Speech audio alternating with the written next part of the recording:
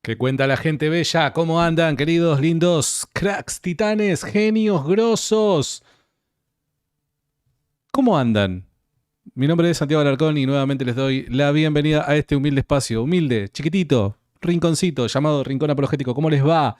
¿Qué cuentan? ¿Qué dicen? Los quiero saludar, quiero saber quién está del otro lado, quiero decirle buenas noches. ¿Qué es lo que estarás comiendo? ¿Unas milanesas con puré? Qué rico una milanesa con puré. ¿Saben qué? Yo estoy mal del hígado. Todo un pasado hepático tengo. Estoy mal del hígado y tengo muchas ganas de comer, a ver, milanesas napolitanas, una buena pizza 4 quesos, qué rico una pizza 4 quesos, empanadas, un buen asado, tengo muchas ganas de comer eso. ¿Qué es lo que están comiendo, muchachos? ¿Qué es lo que están haciendo? Capaz que no estás comiendo, capaz que estás haciendo otra cosa, probablemente, no sé, te encuentres tejiendo, cosiendo, cocinando, martillando, no lo sé. ¿Cómo andan, queridos amigos? Y a los poquitos se van sumando. Denle like a este video. Compártanlo, porque esta noche no estoy solo, estoy con un genio, un crack, un titán, un grosso del otro lado, un tipo todoterreno, un hombre que, la verdad, es un titán, es un grosso, un genio.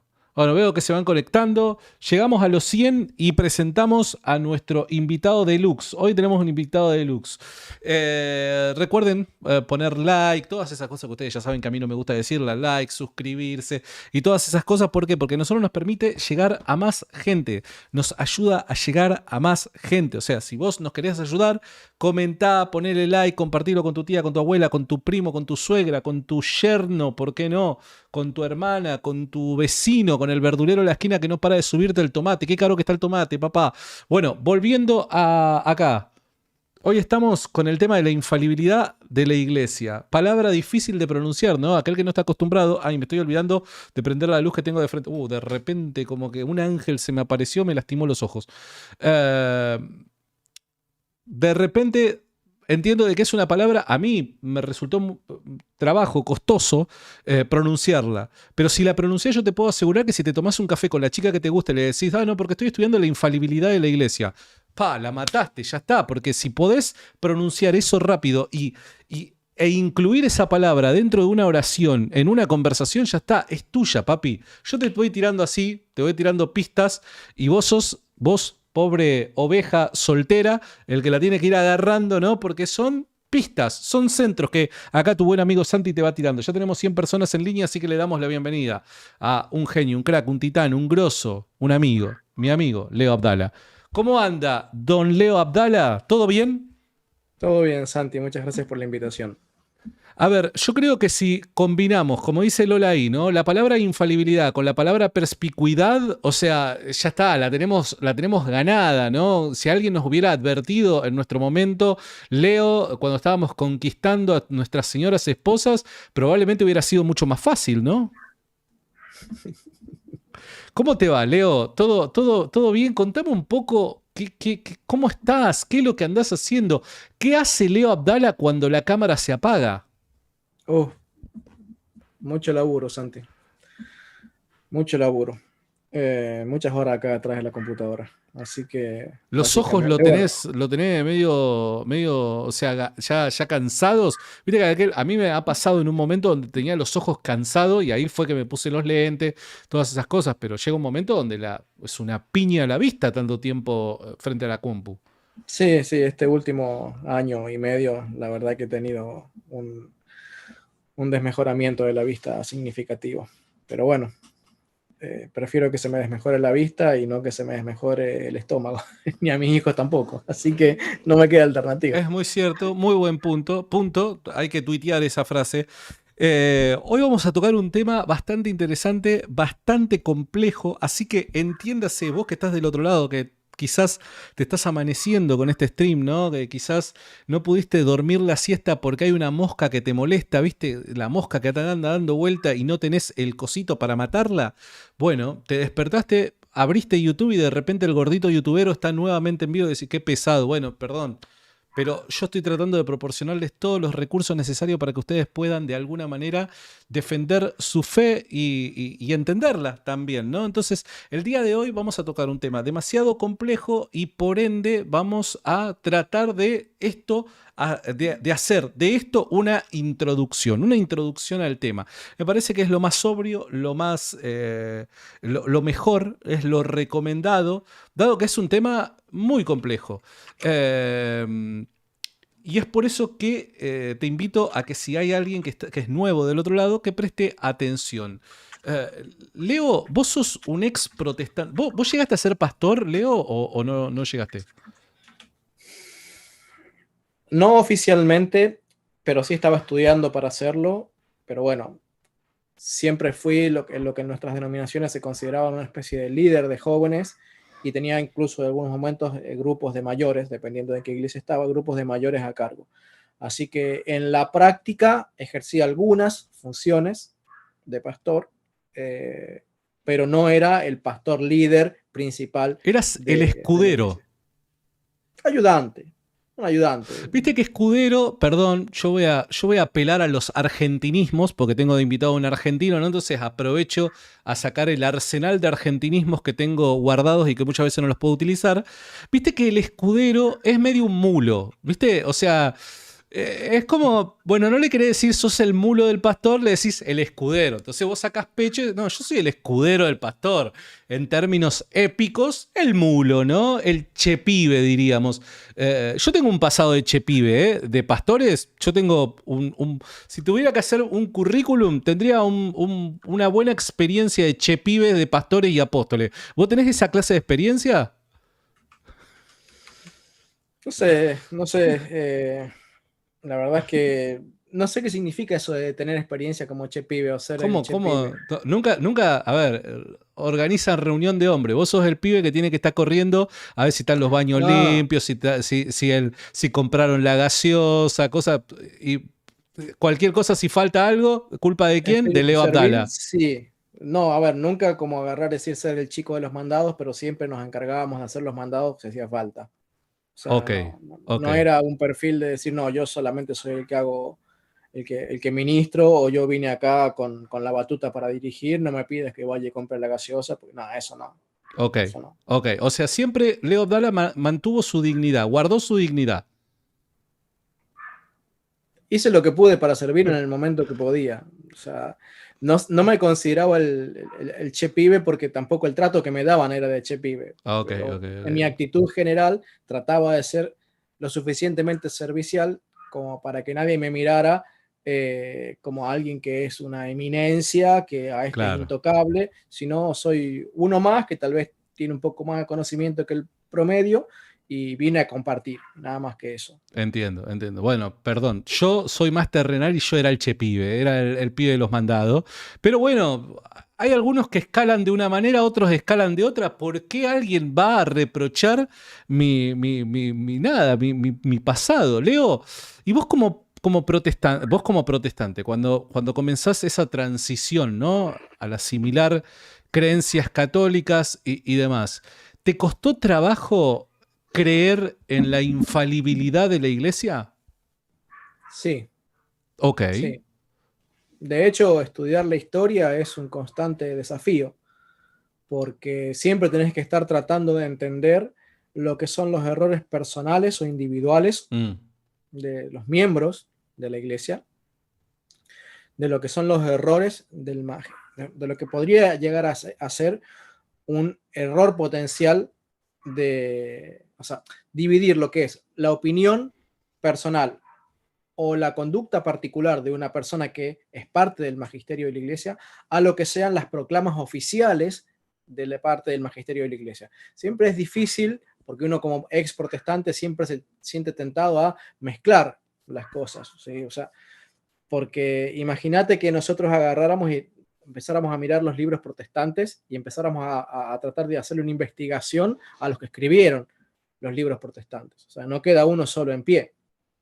No queda uno solo en pie. Y sin embargo, como protestantes, teníamos esa capacidad de agarrar un libro y decir, qué bueno que está este libro, según nosotros creíamos en ese entonces, independientemente de no conocer si a lo mejor el que lo había escrito era un padre golpeador, una persona autoritaria o arrogante, que después uno se viene a enterar con los años de que esas cosas pasaban, ¿sí? Y cosas peores también. Pero Claro. cuando uno leía el libro, uno decía, qué bueno que está el libro. Bueno, en la iglesia hay algo que se llama el magisterio de la iglesia o la expresión formal de su fe, que es independiente de lo que sus miembros puedan hacer dignamente o indignamente de sus vidas personales.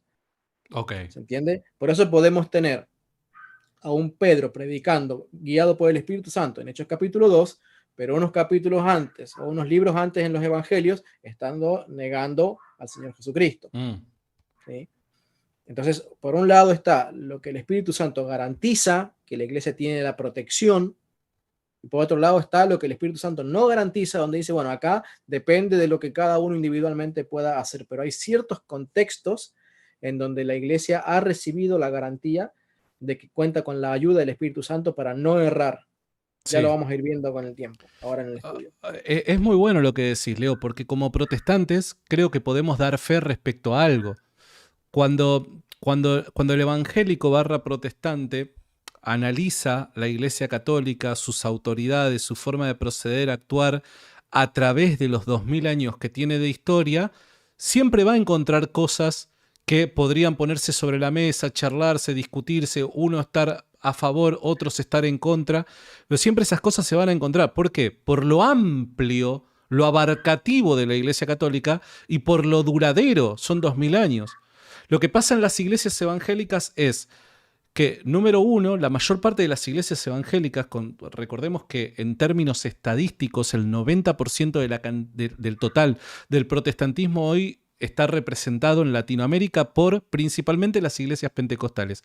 Y las iglesias pentecostales son minigrupos de evangélicos que se reúnen y van surgiendo esporádicamente día tras día. Por ende, son una iglesia, cuando ven a su iglesia, ¿no? Esta es mi iglesia, casa de Dios, por dar un ejemplo, son una iglesia por lo general sin historia, sin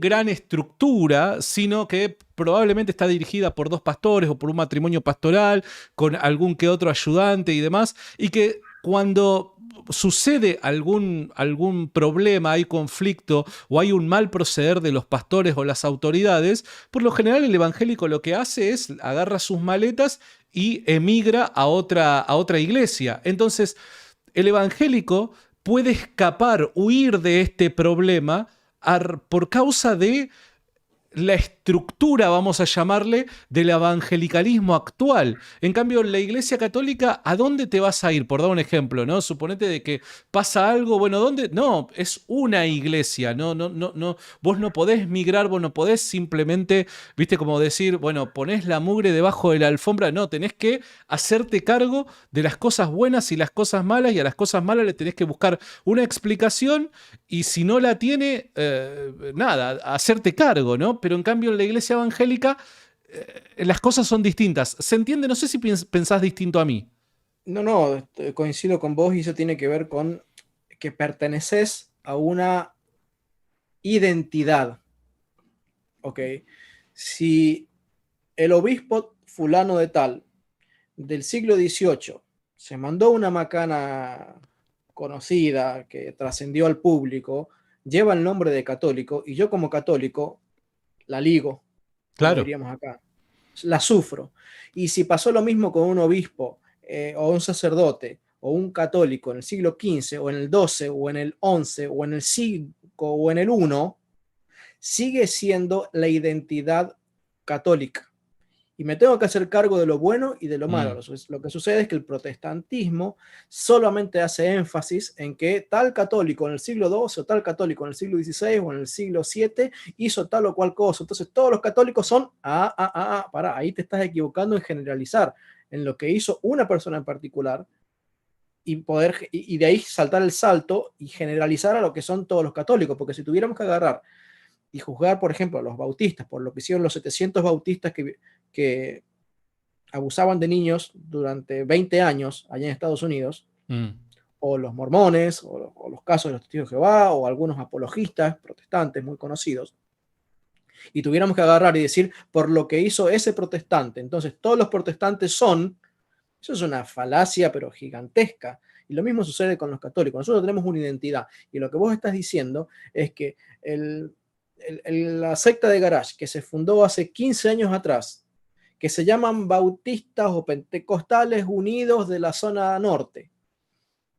Ahora, viene un pentecostal unido de la zona sur y se manda una macana, y el pentecostal unido de la zona norte no se siente tocado, porque total es el de la zona sur. Eso no es mi iglesia. Es otra no pasó, denominación. claro, no pasó en mi iglesia, te dicen, ¿no? Claro. No pasó en mi iglesia. Entonces, bueno, listo, es como que salís Me hago victorioso cargo de lo que ocurre todas. en las cuatro paredes nada más. Claro, Y totalmente.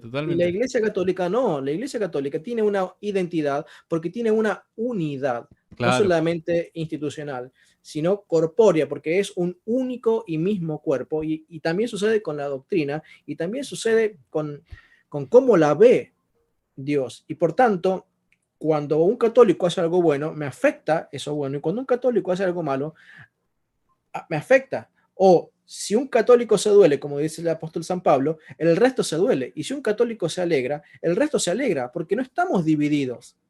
Somos una unidad. Mientras que en el protestantismo, eso es la mentalidad del a mí no me toca, porque claro. No importa si está a 2 cuadras de distancia el templo, no, pero es de los pentecostales, o es de los bautistas, o es de los testigos de Jehová, yo no tengo nada que ver con ellos. Claro. Sí, totalmente. Dice Magda, ¿qué quiere decir se mandó una macana? Cometí un error. Macana en argentino es error, ¿no?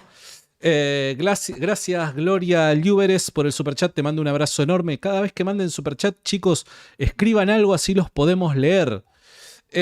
Bueno, entonces el día de hoy vamos a tratar el tema de la infalibilidad de la iglesia, porque es uno de los temas que, te soy honesto, a mí también me costó creer.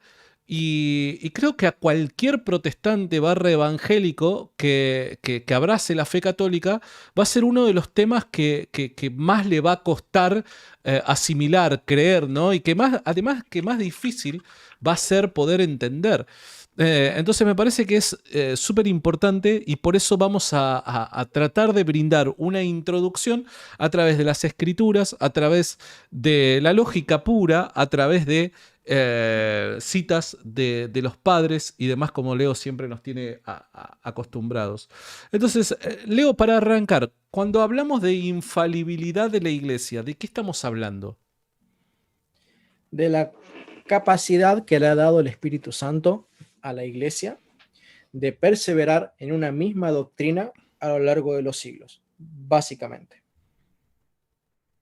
Lo resumo en esa frase. Implica más cosas, pero tiene que ver no con la capacidad de que ningún miembro peque, sino de que su doctrina persevere hasta el fin de los tiempos, enseñando un mismo evangelio. Bien, buenísimo. Y ahí, bueno, van a surgir un montón de preguntas, pero me parece que a medida que vayamos desarrollando las diferentes citas del Nuevo Testamento, van a entender, los que todavía quizás les cuesta entender esta doctrina, van a entender el sentido común que la sostiene, porque es sentido común. A mí me parece, Leo, te soy honesto, antes de desarrollar los textos bíblicos que trajiste y demás, te soy honesto, a mí me parece que esta doctrina, más allá de las dificultades que se le pueden presentar y demás, porque de hecho en temas de fe, cuando uno no tiene dificultades que afrontar para poder sostener una creencia, pero más allá de eso, te soy honesto, creo que el fundamento es el sentido común. O sea, cuando vos pensás en Cristo, pensás en la comisión, pensás en la delegación, pensás en lo que es la iglesia, necesariamente la iglesia debe ser infalible. Me parece que es sentido común.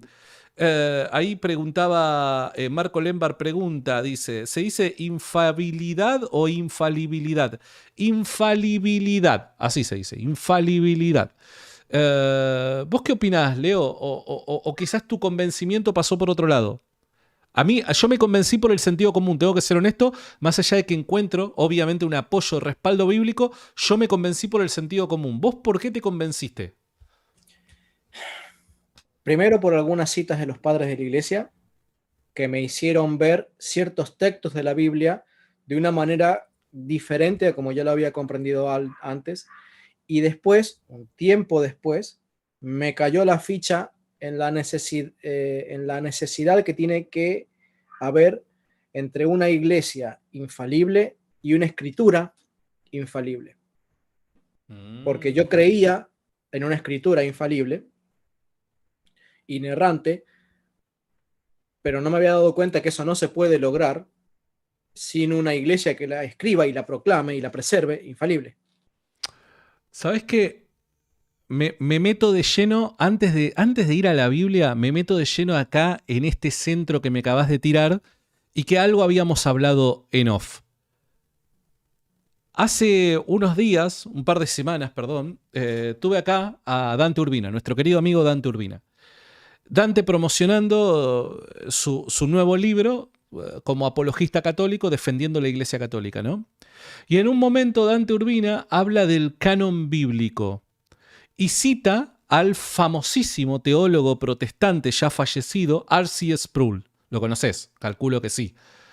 R.C. Sproul, en un libro que, si yo no me equivoco, no está traducido al español, únicamente se lo puede encontrar en inglés, porque lo busqué, y no recuerdo, porque soy duro en inglés, no recuerdo el título, pero aprovecho, compren el libro de Dante Urbina y ahí van a encontrar la cita a la que hago referencia. Dante Urbina tiró y dijo, citando a R.C. Sproul en ese libro, dice R.C. Sproul, tenemos un conjunto de libros infalibles en un listado de libros falibles, algo así. Tenemos un conjunto de libros infalibles en un listado de libros falibles. Lo estoy parafraseando porque seguramente no es textual, pero te puedo garantizar de que esa es la idea. Y a mí me llamó poderosamente la atención que un teólogo de la talla de R.C. Sproul y del reconocimiento que el mundo evangélico tiene respecto a él, diga semejante cosa. ¿Cómo puede ser que tengamos libros infalibles en un listado canónico, haciendo referencia al canon, un listado falible? Parece ser una contradicción. ¿A vos qué te parece? En general, el protestante no, como son estudiantes individuales en muchas ocasiones, o cuando mucho aconsejados por charlas de pasillos o en charlas tal vez un poco más profundas, pero que no llegan a más de unas cuantas cientos de horas de estudio, esas cientos de horas de estudio, o tal vez en algunos casos algunas miles de horas de estudio para escribir un libro, no siempre son suficientes para mirar la consistencia que tiene que tener una frase. La iglesia tiene millones de horas de estudio, no cientos, no miles, millones y millones y millones de horas de estudio a lo largo de los siglos para mirar las cosas de diferentes ángulos y darnos cuenta de que es necesario una consistencia en todo sentido para poder llegar a decir que tenemos una escritura infalible, porque es necesario que quien proclama que la escritura sea infalible tenga esa infalibilidad. Y si tiene esa infalibilidad para poder decretar que un contenido particular, hablo del contenido particular, es infalible, también tiene que tener la habilidad para determinar si el contenido de otro libro que está al lado es o no es infalible. O sea, si tiene la capacidad para decidir que este libro es infalible, hablemos, no sé, de la Epístola de Santiago. La Epístola de Santiago es infalible. ¿Ok? ¿Por qué? Porque la iglesia tiene la capacidad de reconocer que ese libro no tiene error y proclama que ese libro es infalible. Si tiene la capacidad para proclamar que ese libro particular es infalible, tiene esa misma capacidad para determinar que la primera epístola de Pedro o la primera epístola de Pablo a los Corintios también son infalibles. Y así sobre todas y cada una de las epístolas del Nuevo Testamento. dejando de lado el problema de la controversia del antiguo, ¿no? Pero también lo tiene el mismo poder, la misma gracia del Espíritu Santo la tiene para determinar infalibilidad sobre cada una de las cartas. Entonces, si tiene esa capacidad de determinar la infalibilidad de una carta, tiene esa misma capacidad para determinar la misma infalibilidad sobre todas las cartas, de manera tal que el listado de cartas que la Iglesia determinó como infalibles, ¿sí?, tiene que ser ese mismo listado en sí mismo infalible. Y a su vez, la Iglesia que evalúa con un criterio infalible ese listado y esos contenidos también tiene que tener esa capacidad de decir es infalible. Y a su vez, la infalibilidad también afecta a la capacidad de transmitir esos escritos. Y esa infalibilidad también tiene que afectar por necesidad a quien la escribió. Por lo cual, la infalibilidad no es un instante en el tiempo que ocurrió una única vez cuando se escribió y nada más. La infalibilidad, el ser capaz de defender la verdad y no alterarla a lo largo de los siglos, tiene que ser algo que perdure en el tiempo y no es simplemente un chasquido en la mente, en la iluminación particular de un apóstol durante media hora, 1 hora, 10 horas, mientras escribía la carta. Exacto. Tiene que trascender. Exacto. Porque Me también, encantó. además, la Perdón. interpretación tiene que ser infalible, porque si no, de nada sirve que vos puedas escribirla, transmitirla, declararla diciendo estos libros es un listado infalible de libros infalibles, si no tenés la capacidad de transmitir con un Claro. magisterio la Exacto. misma verdad contenida en esos libros. Gracias, Capi. Dice, R.C. Sproul dijo que la Biblia es una colección falible de libros infalibles.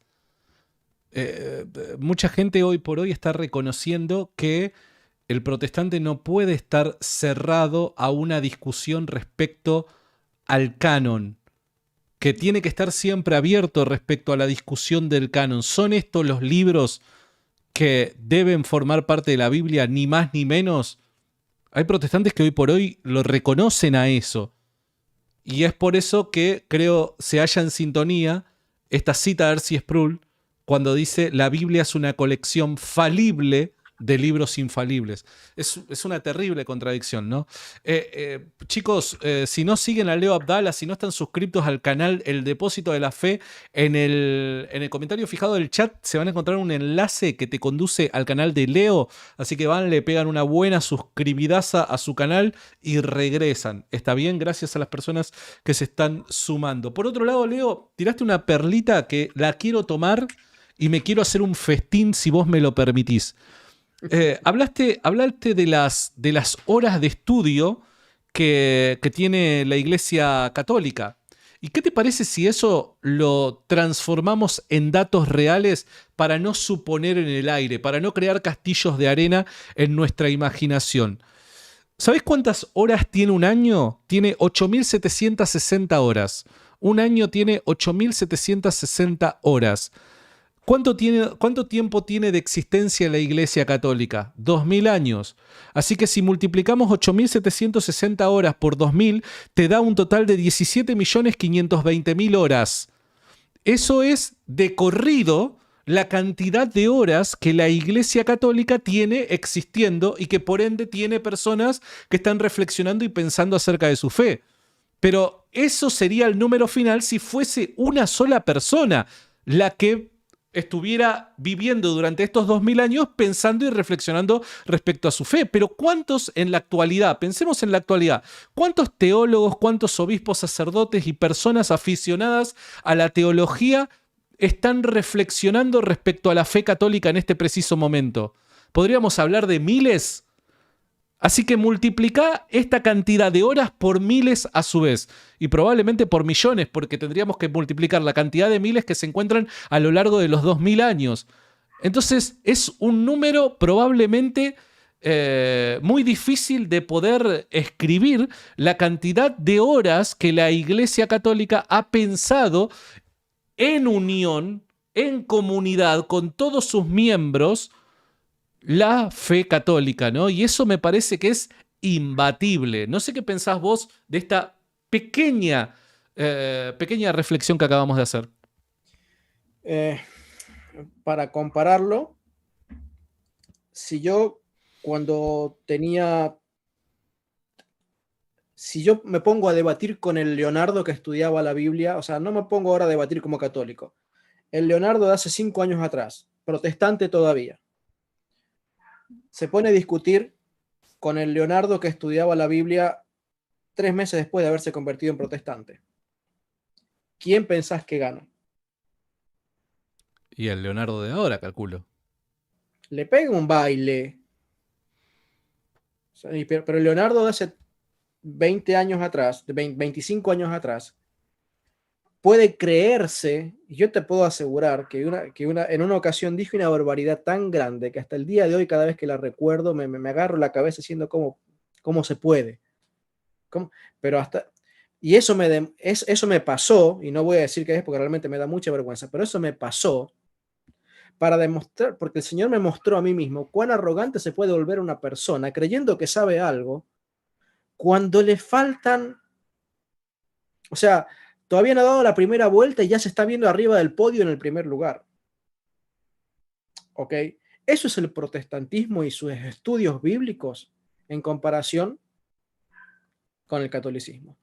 Entonces, es cierto que los protestantes pueden tener mucho fervor y pueden ser muy apasionados en lo que hacen, pero ¿sabes qué?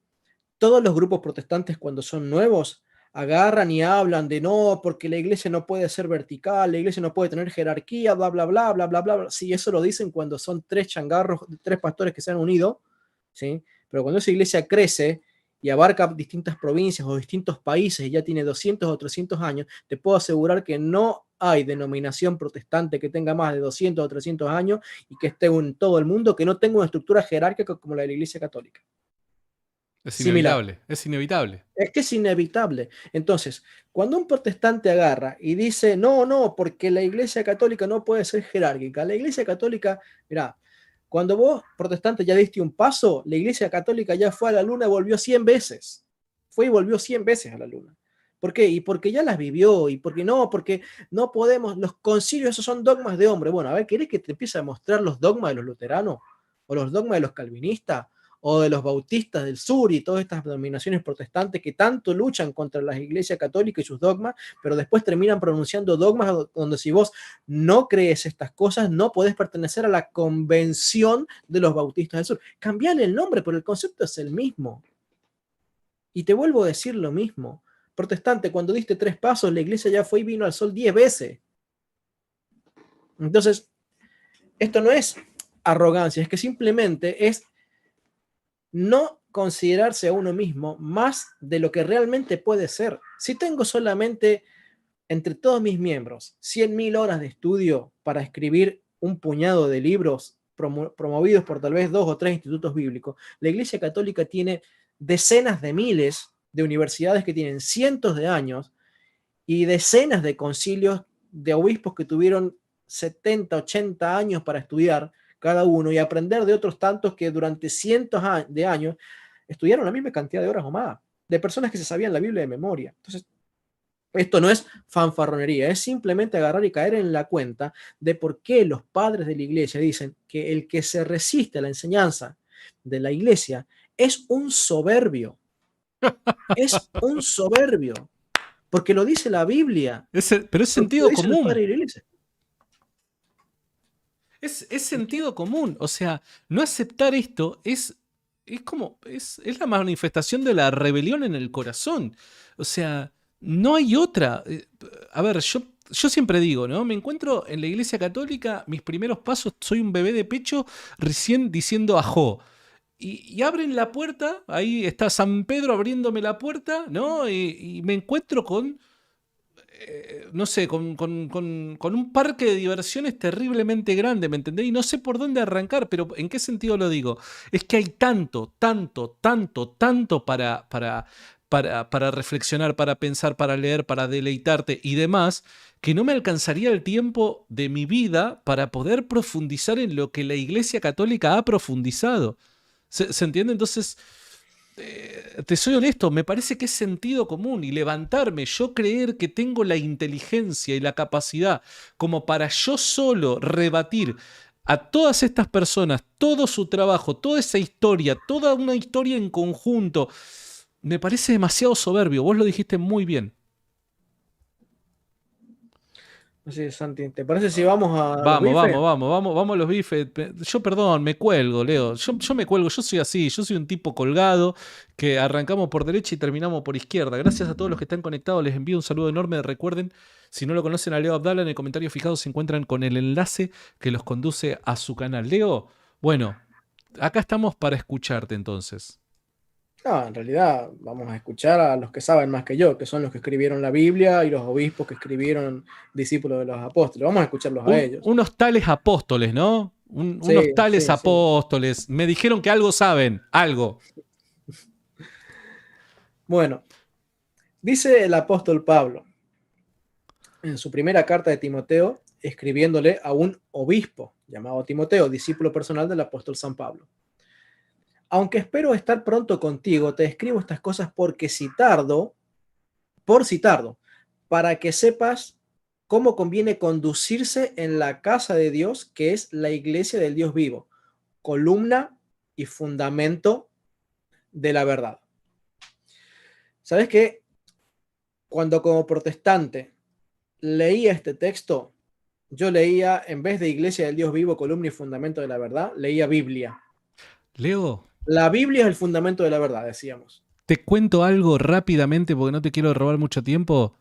Días después de mi conversión al catolicismo, en mi Instagram, que si no me seguís en Instagram, me tenés que seguir en Instagram, Rincón Apologético, tiro un estado, tiro una historia con una encuesta. ¿Qué es fundamento de la verdad según la Biblia?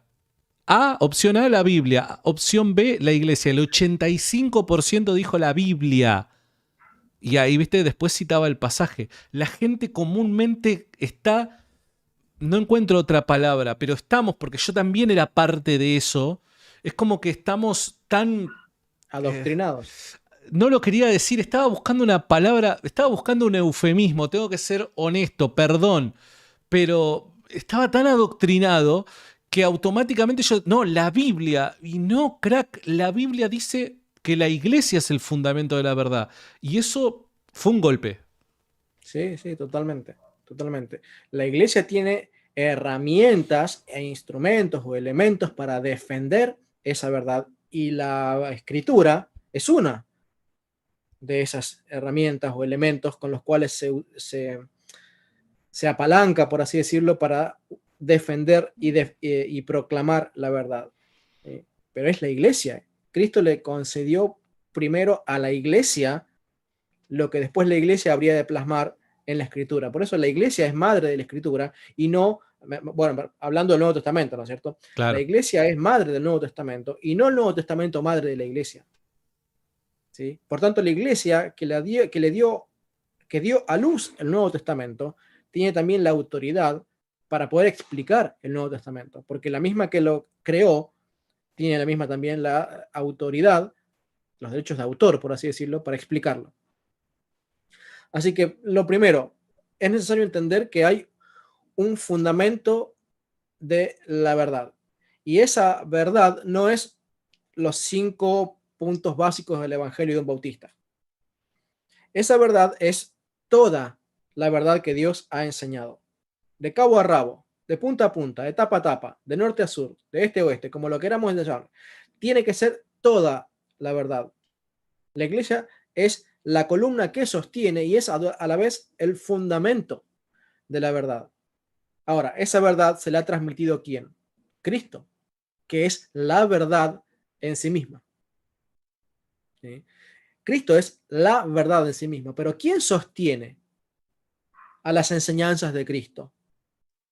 La iglesia. Y se vale de la escritura, se vale de la tradición, se vale del magisterio para poder explicar y transmitir a las generaciones siguientes esas verdades enseñadas y transmitidas por Cristo. Sí. Pasemos al siguiente Dame texto. un segundito. Sí. Roberto Castro nos mandó un superchat. Te mando un abrazo enorme, querido amigo. Dice: corríjanme si me equivoco. La iglesia es infalible en las verdades de fe, los dogmas y el magisterio. ¿Podrían hablar de ello o mencionarlos para que tenga la idea más clara? Recordá, Robert, no sé si acabas de entrar, pero por las dudas esto es simplemente una introducción a partir de la Biblia y a partir de los padres respecto a la creencia, respecto a la doctrina de la infalibilidad de la iglesia. Ya se ha mencionado qué es la infalibilidad de la iglesia. ¿Querés mencionar algo al respecto, Leo, o continuamos? No, no, que es cierto que la iglesia cuando se define como infalible, no lo hace en que cualquier cosa que se pueda decir detrás de un micrófono tiene la garantía de infalibilidad, sino que tiene que haber ciertas circunstancias en donde, no por mérito o voluntad propia, uno se mande de corajudo a agarrar y decir tal o cual cosa, sino que tiene que haber ciertas circunstancias que se den para que podamos estar bajo el abrigo de la promesa de que el Espíritu Santo va a estar cuidando y guiando eh, lo que tal o cual situación o instancia promulgue como dogma de fe nuevo. O sea, no cualquier cosa que dicen los miembros de la iglesia goza de la garantía de infalibilidad. Claro, perfecto, perfecto. Bien, entonces, ya tenemos el texto de Primera de Timoteo, habías mencionado, ¿no? Sí, ahora el de Mateo Mateo. 28, 19. El texto de recién fue 1 Timoteo 3, 14 al 15. Ahora es Mateo 28, 19. Ok. Ir pues y hacer discípulos a todos los pueblos, bautizándolos en el nombre del Padre, y del Hijo y del Espíritu Santo, enseñándoles a guardar todo lo que os he mandado. Y sabed que estoy con vosotros todos los días hasta el final de los tiempos. Cuidado, iglesia, porque el mandamiento es enseñarles todo lo que nos ha mandado. Y si la iglesia católica fuera, como dicen los protestantes, a la iglesia católica se le irían cayendo los mandamientos de Cristo por el camino. Pero Mateo 28, 20 dice que yo estoy con vosotros todos los días hasta el final de los tiempos. El protestantismo, ¿qué enseña? Que con Constantino, bueno, depende de qué rama del protestantismo, porque algunos dicen que la iglesia se corrompió en el siglo I y otros dicen que se corrompió en el siglo IV. Pero la más común, la que abrazan la mayoría de los grupos protestantes, dice que la iglesia se corrompió con Constantino o alrededor de los años de Constantino, con lo cual los mandamientos de Cristo a la iglesia se le cayeron de la carreta en el siglo IV y a partir del siglo IV la iglesia empezó a enseñar cosas que no son los mandamientos de Cristo. Claro. Pero resulta que Mateo 28, 20 lo que dice es que Cristo va a estar con la iglesia para asegurar que la iglesia pueda hacer discípulos a todas las naciones y a todos los pueblos y bautizarlos en el nombre del Padre, el Hijo y el Espíritu Santo y a guardar y enseñarles a guardar todo lo que el Señor había mandado. O sea, es en ese contexto en donde Cristo da su promesa de acompañar a la iglesia. ¿En qué misión? ¿En qué misión? Miren, si yo voy solo por el mundo a predicar y empiezo a predicar y todo, la gente puede decir, bueno, pero es Leonardo, es el canal del depósito de la fe. ¿Quién es Leonardo? Ahora, si acá al lado mío de repente se pusiera el apóstol Pablo para grabar el video conmigo, cada video de los que yo hago, además de que tendría 700 millones de suscriptores en mi canal, habría una garantía, habría un garante de lo que yo estoy diciendo en cada video. ¿Por qué? Porque si yo dijera alguna cosa, el apóstol Pablo me cruza un codazo así por el cuello, por diciendo, che, Leo, pumba, para no, esto no es así. Ese garante está al lado mío, asegurándole a la audiencia que lo que Leonardo dice está siendo vigilado y cuidado por este garante que está al lado mío, que es el apóstol Pablo. Bueno, ¿quién sale de garante en la misión de la iglesia de ir y hacer discípulos a todo el mundo? Para enseñarles todos los mandamientos que Cristo ha mandado. La iglesia. Es en ese contexto en donde Cristo se compromete a estar junto a la iglesia, acompañándola. ¿Sabes que en las iglesias evangélicas creo que se saca de contexto, bueno, como muchos pasajes, pero este particularmente se lo saca de contexto porque como se hace tanto hincapié en el emocionalismo, esa promesa de Cristo que estará con nosotros hasta el final de los tiempos, por lo general se suele romantizar. ¿En qué sentido va a estar Cristo con nosotros? ¿Para qué va a estar Cristo con nosotros? Para que cuando te sientas triste te saque una sonrisa, para que cuando necesitas que te levante las manos, Él te las levante porque, no sé, ella no te ama, cosas por el estilo. ¿Para qué Cristo va a estar? Y el contexto indica que es para cumplir esta misión, esta comisión que estaba designándole a los apóstoles en representación de la iglesia. Entonces, la presencia de Cristo o la garantía que el propio Cristo da respecto a su presencia acompañando a la iglesia es justamente para cumplir la comisión. ¿Y cuál es la comisión? Hacer discípulos. Entonces, la comisión está íntimamente vinculada a la doctrina. No podría cumplirse la comisión si la iglesia pudiera fallar. Así es, así es. Por eso vamos viendo, sobre todo de una forma más clara, cuando lleguemos a los padres y la iglesia, donde ellos explican todos estos pasajes y muestran que todas estas cosas que estamos diciendo, los apóstoles les enseñaron a sus discípulos que tenían una relación con esta garantía de infalibilidad de la iglesia. Seguimos con el Evangelio de Mateo. Ahora en el capítulo 16, verso 18, el famoso pasaje que es de tanta discusión sobre la roca. La roca. Ahora yo te digo, tú eres Pedro, y sobre esta piedra edificaré mi iglesia, y el poder del infierno no la derrotará. Pues es que tenemos una promesa dada a la iglesia de que el poder del infierno no la derrotará. Sin embargo, el protestantismo enseña que el poder del infierno la derrotó a la iglesia en el siglo IV. O los mormones, o los testigos de Jehová, o los adventistas, que son de los grupos que típicamente empiezan a decir que la iglesia se corrompió en el siglo I, dicen que el poder del infierno la derrotó a la iglesia en el siglo I, porque la asaltó, tomó por asalto y puso todos los obispos como corruptores de la verdad y solamente siempre quedaron un puñadito ahí en una secta de garage. Bueno, hoy la veríamos con una secta de garage, pero los protestantes siempre hablan con este tema del rastro de la sangre, especialmente los bautistas. Hablan del tema del rastro de la sangre, enseñando que la iglesia siempre fue un grupito así reducido, minúsculo, con características de autonomía e independencia total, como aislados de todo, y no entienden que el Señor prometió que esa semilla que es del tamaño de semilla de mostaza, que es la más pequeña de todas las semillas, se convierte en el árbol más grande de todos. Donde Cristo allí está hablando de cómo algo muy pequeñito, incipiente, preserva la genética para convertirse en un árbol grande, tan grande que algunas ramas albergan cuervos. Pero eso no significa que el árbol sea del diablo. Claro. Los cuervos, que a veces son los obispos malos que andan dando vuelta y sacerdotes malos que andan dando vuelta, por ejemplo, los sacerdotes modernistas y obispos modernistas que andan dando vuelta por ahí. ¿Sí? Esos son los cuervos.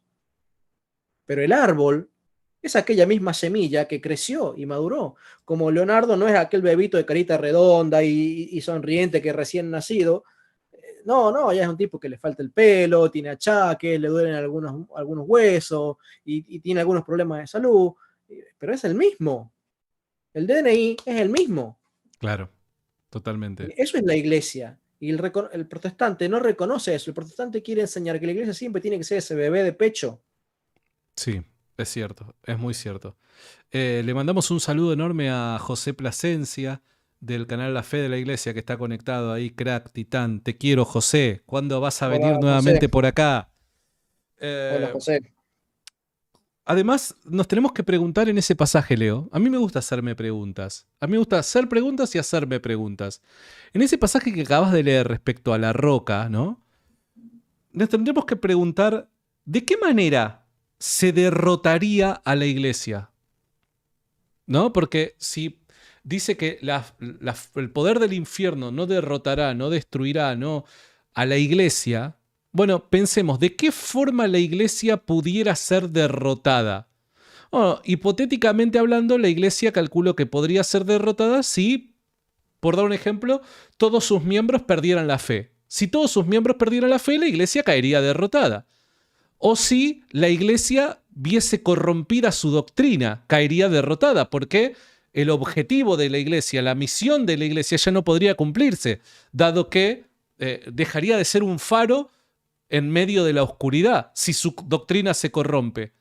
Entonces, cuando Cristo promete que las puertas del infierno, el poder del infierno, no va a poder derrotar a la iglesia, lo está diciendo, desde mi humilde punto de vista, en estos dos sentidos, que la fe de la iglesia nunca va a desfallecer y que además la iglesia no puede corromperse, porque es en este sentido únicamente como la iglesia sería derrotada por las fuerzas del mal. ¿O me equivoco? ¿Qué es lo que pensás vos, Leo? Pensemos que 10 capítulos antes, en este mismo Evangelio de Mateo, es decir, mismo Evangelio de Mateo, eso es importante, en realidad 9 capítulos antes, en el capítulo 7, el Señor dio una comparación acerca del que edificaba la casa sobre la arena y el que edificaba la casa sobre la roca. Sí. ¿Sí? ¿Y qué dijo? Que descenderían ríos, habría truenos, piedras, viento, pero la casa sobre la arena se vino abajo, mientras que la casa sobre la roca no se vino abajo. Ahora, la casa sobre la roca puede tener los techos cascoteados y puede tener tal vez un poco despintada la pintura y haber sido maltratada estéticamente hablando por el clima, pero la casa permanece en pie. La casa permanece en pie. Bueno, los protestantes lo que están imaginándose es que la Iglesia Católica, la que fundó Cristo, es una casa edificada sobre la tierra. Y no, está edificada sobre una roca y por tanto tiene garantía de preservar hasta el fin. Y para poder preservar hasta el fin, tiene que mantener necesariamente una unidad de doctrina. Sí. Por lo menos tiene que haber quien dentro de la iglesia mantenga esa unidad de doctrina, porque después tenemos los ejemplos a lo largo de la historia de momentos en donde las herejías asaltaron a la iglesia y robaron ovejas, y en algunas ocasiones hasta fueron muchísimos los obispos que cayeron en esa apostasía. Pensemos, por ejemplo, en lo que fue el periodo del arrianismo, en donde convencieron a Constantino de defender la doctrina arriana. Constantino empezó a fletar, a despedir, por así decirlo, a mandar al exilio a todos los obispos católicos y empezó a ascender a sacerdotes arrianos y a ponerlos en las distintas diócesis como obispos. Y así de un día para otro la iglesia amaneció gobernada por arrianos. ¿Y qué pasó? Fueron un puñado de obispos y el laicado que había sido instruido en las doctrinas de la Trinidad durante siglos, los que agarraron e hicieron lucha durante décadas y siglos, a pesar de que en esa época hubo hasta concilios arrianos, que luego tuvieron que ser obviamente borrados del listado porque eran concilios heréticos. Pero la iglesia ha tenido luchas. Pero ¿cuál es la promesa de Cristo? Que al final de los tiempos, luego de todas las tormentas, esa casa sigue en pie. Probablemente los albañiles tengan que reconstruir alguna pared, tengan que agarrar y repintar y tengan que hacer refacciones en esa iglesia, porque esa casa sufre los embates de las inclemencias del clima, Sí. pero permanece en pie. Entonces ahí tiene que haber una garantía de incorrupción, de que Cristo va a sostener a la iglesia hasta el final de los tiempos y ser esa iglesia la misma. Estoy completamente de acuerdo. Un segundito, estoy buscando algo. Gracias a todos los que están conectados. Estamos en vivo. No olviden dejar sus likes, suscripciones y demás. Y el canal de Leo Abdala se encuentra en el comentario fijado del chat. Ok, bien. Entonces, todos estos pasajes parece que están vinculados, ¿no? ¿Qué otra cosa nos invitas a leer, Leo? El versículo 19 de Mateo 16, el versículo siguiente, porque dice, te daré las llaves del reino de los cielos, lo que ates en la tierra quedará atado en los cielos, y lo que desates en la tierra quedará desatado en los cielos. Ahora, Hoy en día, cuando a una persona se le da las llaves de la ciudad, es en el sentido de ser miembro honorífico, o sea, una persona destacada. O sea, no sé, a Messi le podrían llegar a dar las llaves de la ciudad en el sentido de que sos una persona muy querida. Claro. ¿Sí? Bueno, a otros deportistas de élite o ciudadanos ilustres en alguna otra área, tal ciudad o tal pueblo que es muy chiquito, esa persona se destaca mucho en esa ciudad, entonces le dan las llaves de la ciudad como una forma de recomendación. Pero acá no está hablando de llaves de una ciudad, está hablando de llaves de un reino. Y las llaves de un reino tienen que ver con una característica de las ciudades antiguas, que eran amuralladas y tenían una puerta, ¿ok? Hoy tendrías un telepeaje, hoy tendrías una ruta, pero las ciudades en aquella época eran ciudades amuralladas y tenían llaves, ¿sí? Esas llaves eh, permitían quién entraba y quién salía. Y en algunos casos las ciudades eran tan grandes y las murallas tan grandes que no había llaves, había otros mecanismos, Sí. ¿ok? Pero las llaves del reino siempre representaron a aquel que tenía la capacidad de abrir y cerrar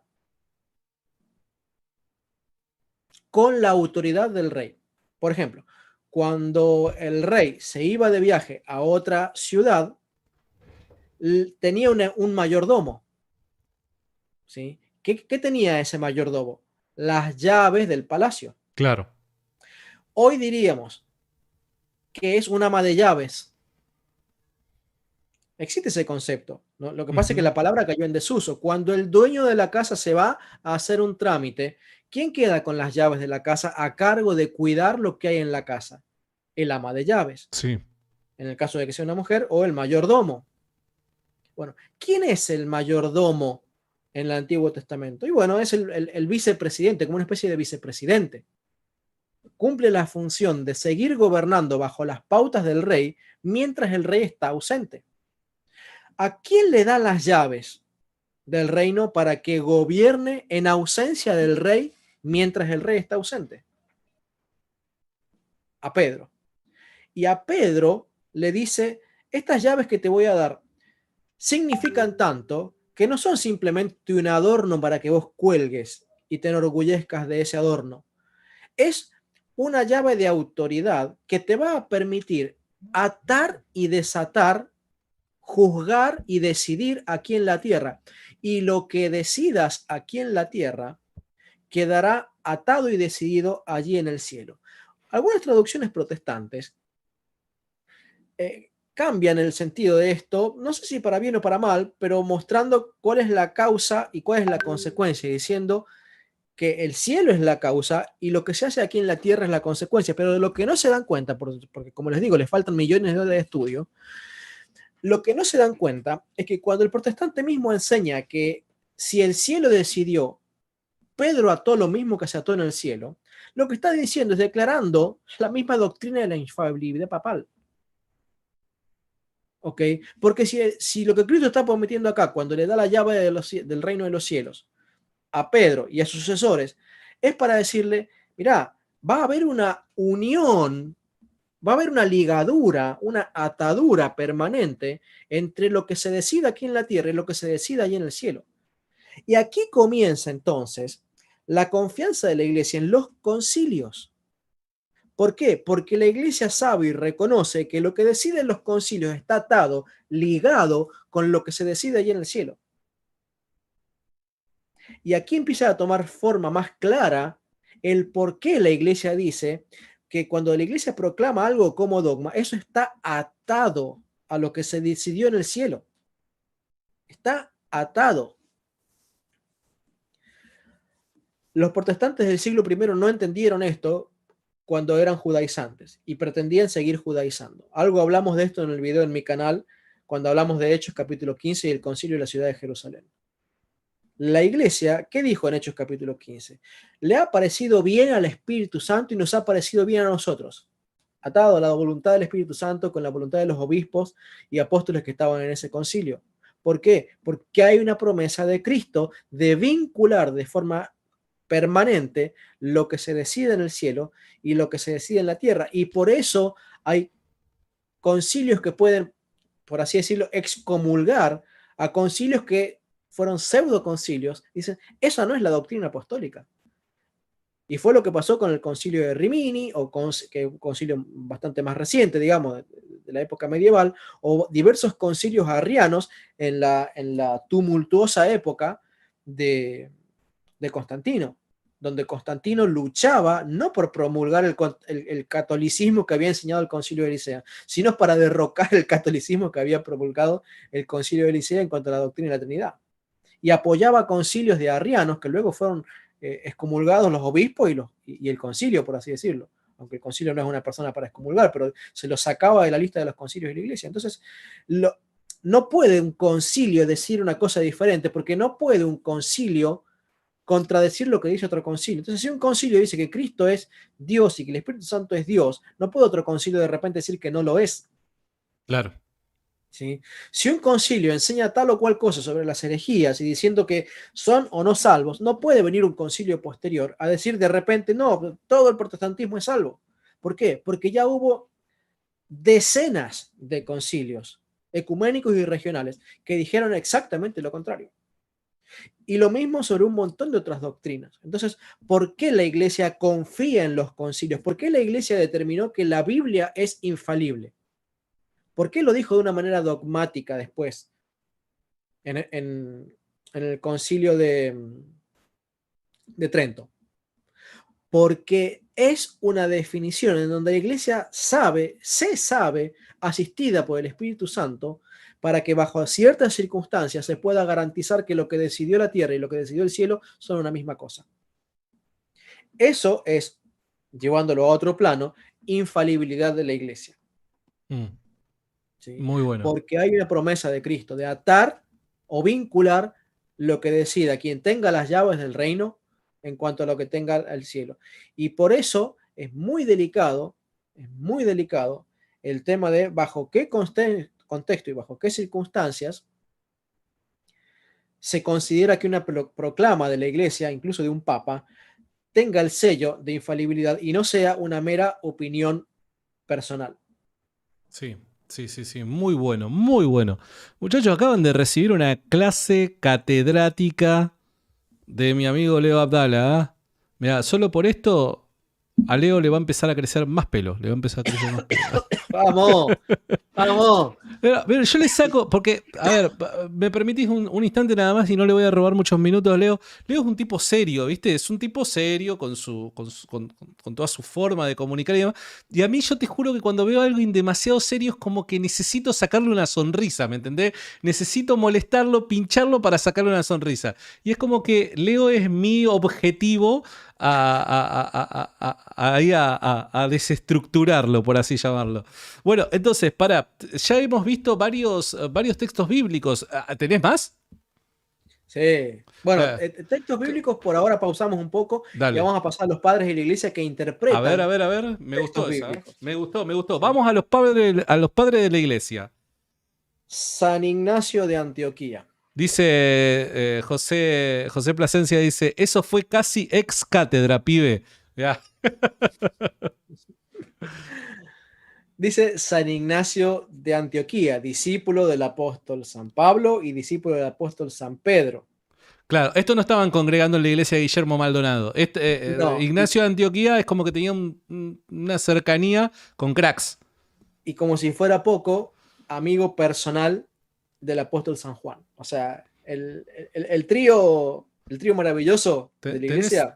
Tenés top, o sea, necesitas contactos más top. No se puede. A ver, ¿qué es lo que decía?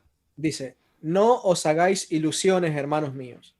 Los que corrompen una familia no heredarán el reino de Dios. Aquí está tomando una analogía de una familia real de carne y hueso que se ve corrompida por personas en diversos aspectos, moral, ideológicamente, como fuera. Pero dice el versículo siguiente de San Ignacio a los Efesios 16:2. Ahora bien, si los que cometen ese pecado según la carne merecen la muerte, cuánto más el que corrompa con su mala doctrina la fe de Dios. Hago una pequeña pausa.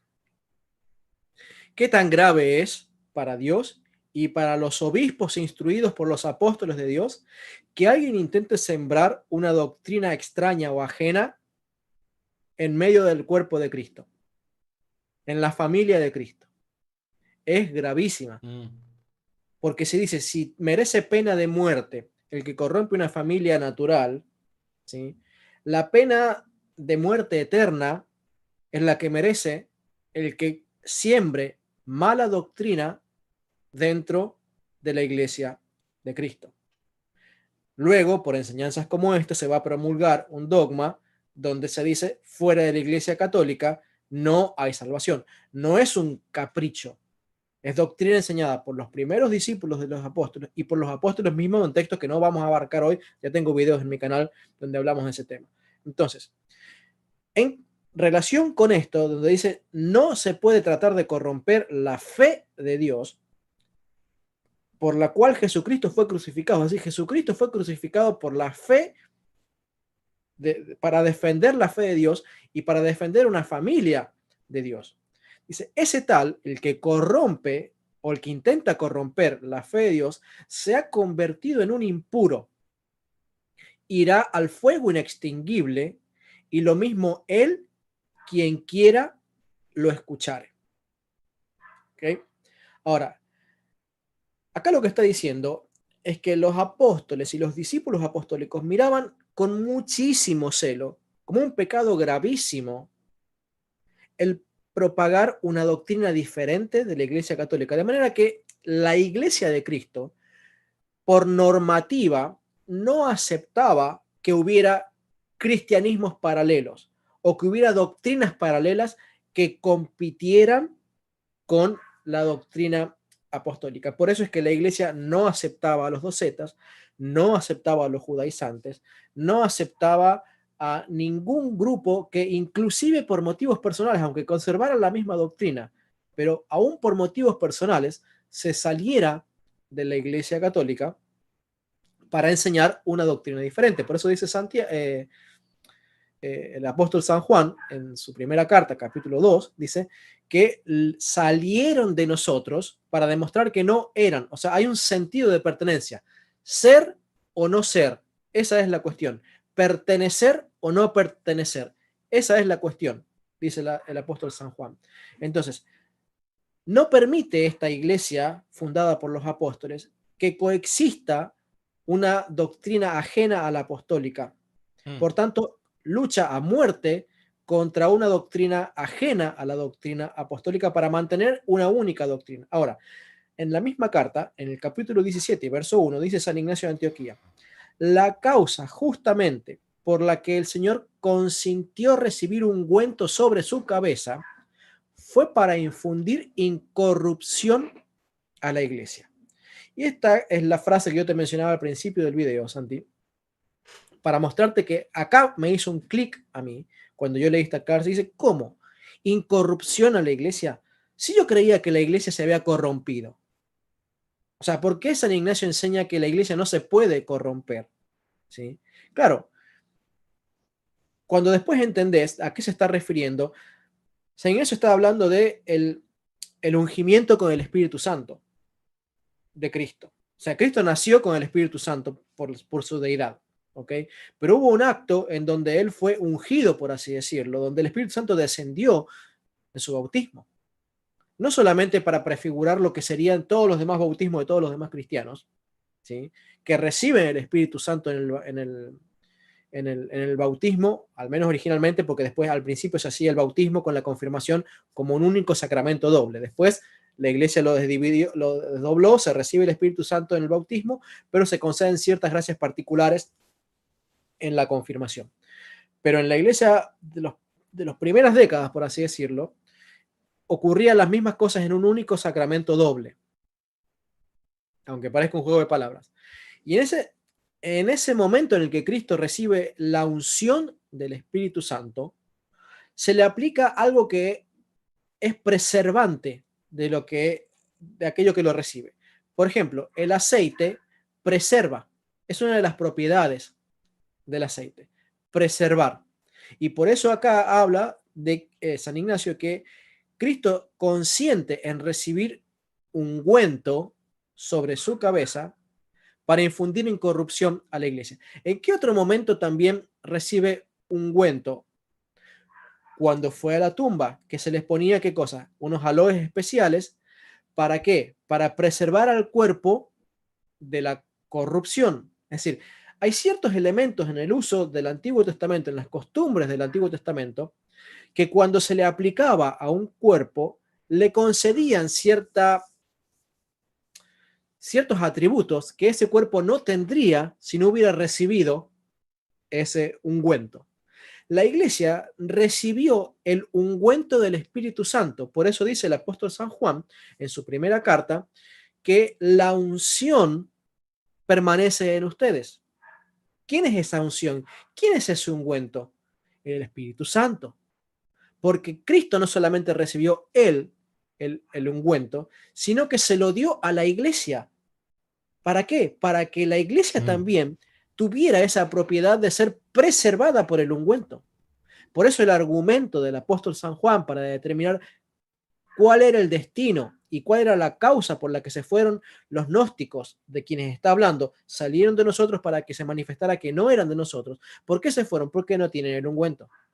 ¿Por qué? Porque dice, el Padre no se fue con ellos y Cristo no se fue con ellos. No tienen ni al Padre ni al Hijo. Y San Judas dice, los que hacen un cisma no tienen el Espíritu Santo. Claro, sin Cristo, sin el Padre y sin el Espíritu Santo, los que no tienen ese ungüento, los que se van afuera, carecen de esa propiedad de preservación. Y por eso el protestantismo tiene 100.000 doctrinas diferentes, todas contradiciéndose con todas. ¿Por qué? Porque no tienen ese ungüento.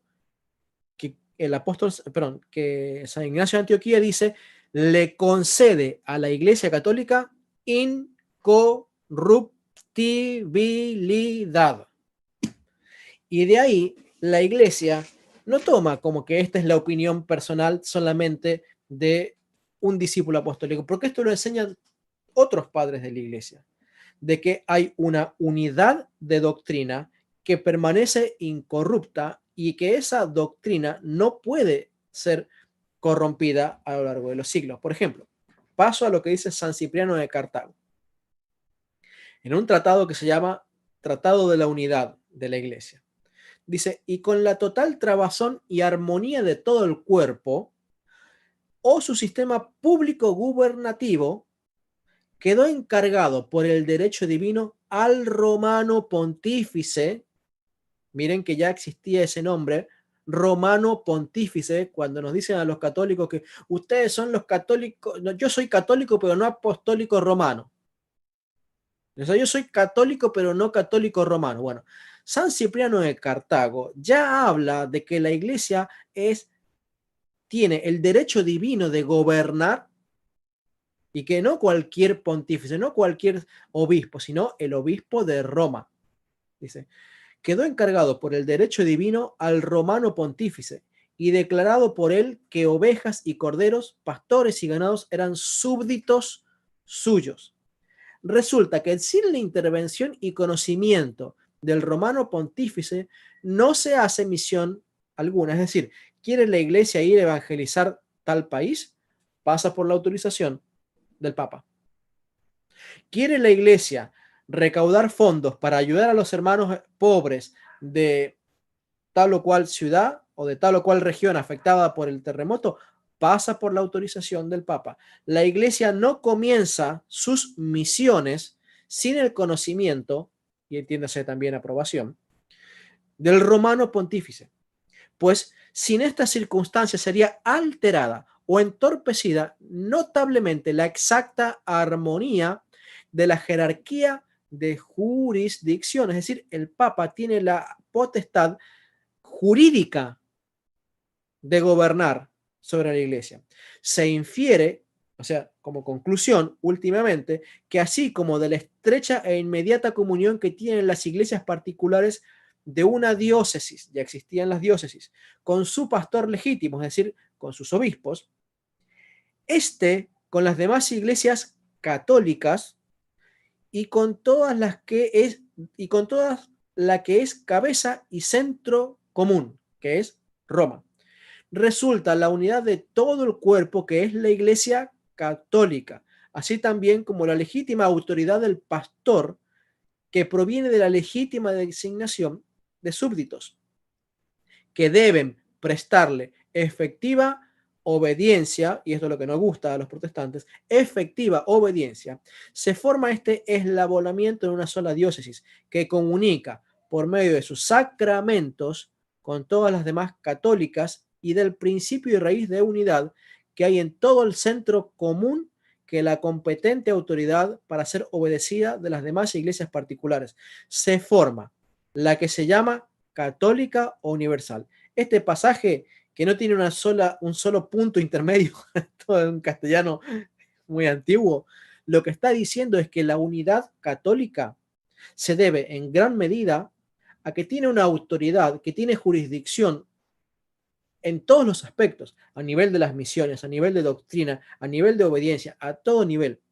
De manera tal que esta armonía que tiene la Iglesia Católica se debe en gran parte porque por derecho divino y para preservar esta infalibilidad de la Iglesia y esta unidad de la Iglesia, que son conceptos que van íntimamente unidos, Dios ha colocado un papa, un romano pontífice, ¿sí? Muy que le pese a los protestantes, que como no lo tienen, el resultado está a la vista. Que se ponen como ejemplo diciendo, sean como nosotros, porque los católicos así, los católicos así, pero es que por el fruto conocerá el árbol. O sea, ahí está el fruto de no tener un papa, de no tener un magisterio que unifique. Son 100.000 divisiones, 50.000, 150.000, según si quiera ser más conservador o menos conservador. Paso a otras citas más para ir avanzando. La verdad que llegar a la parte del magisterio... Sí, sí, igual tengo poquitos minutos ya llevamos 1 hora y media. Mirá cómo se pasa el tiempo. Llevamos 1 hora y media de stream. No sé si podemos ir a alguna que otra cita más, porque nos ha comido... Aquí entonces, porque cerremos aquí porque queda mucho. En todo caso, después vemos cómo hacemos otro video. Bueno, hacemos una segunda parte, si te parece. ¿Te parece bien? ¿Te parece bien? Porque ya llevamos 1 hora y media de transmisión, aunque te parezca mentira. Y se pasó volando el tiempo.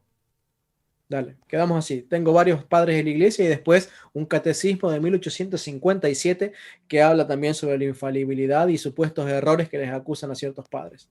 Sos un grosso, Leo. Sos un grosso, un titán. Y quiero recomendar, con Leo arrancamos ahí una reacción a un documental, vamos a llamarle de esa manera, documental con varios pares de comillas, Leo, sí, de History Channel, un canal que se dedica a la historia, ¿no?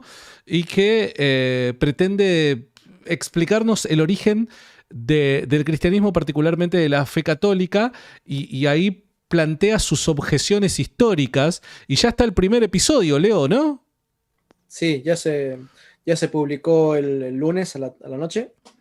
Y la verdad que le fue bastante bien, se destacó entre los videos del canal, un video que despertó mucho interés. Esperemos que las segundas partes, que creo la vamos a hacer con José, despierte el mismo interés, porque en realidad nosotros agarramos y hicimos la introducción. La parte suculenta, la parte donde están todas las citas bíblicas y las citas de los padres de la iglesia, está en la parte que no alcanzamos a hacer con vos. O sea, se viene el plato fuerte. Con vos hicimos en la entrada. Pero para el documental, ¿qué duración tiene el documental? ¿Qué duración? ¿1 hora? No llega el documental a 1 hora. Tendrá media hora, 20 minutos.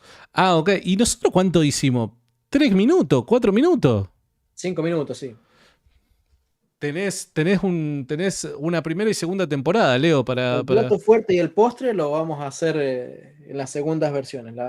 Empezamos con José. Espero poder hacerlo con Dante. Y después, bueno, me gustaría también hacerlo con otro hermano. Ahora no me acuerdo el nombre del canal Osana in Excelsior. Hugo Delgado, mi buen amigo. Hugo Delgado. Loco, se tienen que suscribir al canal de Hugo Delgado. Hugo Delgado me parece un titán, un coloso. Él es como yo, ¿eh? Él es de los serios. No, o sea, Hugo, la verdad es que estoy siendo muy, muy, muy edificado con todo el material de Hugo.